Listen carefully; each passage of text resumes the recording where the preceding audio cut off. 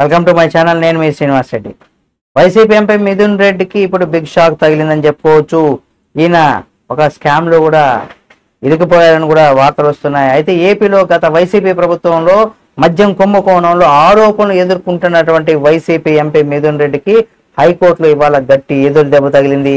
ఈ కేసులో తనకు అరెస్ట్ కాకుండా ముందస్తు బెయిల్ ఇవ్వాలని కూడా కోరుతూ మిథున్ రెడ్డి దాఖలు చేసినటువంటి పిటిషన్ పైన విచారణ జరిపినటువంటి హైకోర్టు కీలకమైనటువంటి నిర్ణయం కూడా తీసుకుంది. దీంతో మిథున్ రెడ్డికి మరికొన్ని రోజుల్లో కష్టాలు తప్పేలా లేవని కూడా చెప్పుకోవచ్చు.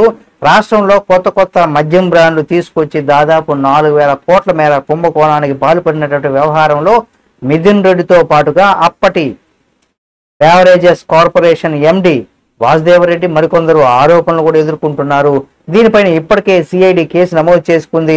అయితే ఈ కేసులో తనను అరెస్ట్ చేయకుండా ముందస్తు బెయిల్ ఇవ్వాలని కూడా కోరుతూ రాజంపేట ఎంపీ మిథున్ రెడ్డి హైకోర్టును కూడా ఆశ్రమించారు.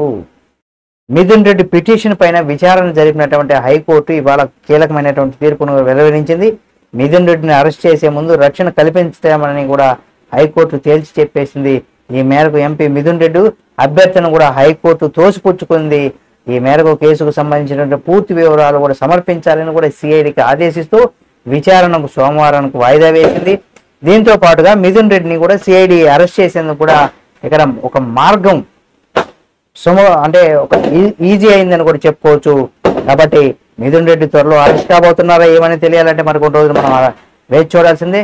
వీడియో మీకు నచ్చితే లైక్ చేయండి. మరిన్ని వీడియోల కోసం మన ఛానల్ సబ్స్క్రైబ్ చేసుకొని పక్కనే ఉన్న బెల్ బటన్ నొక్కడం మాత్రం మర్చిపోకండి.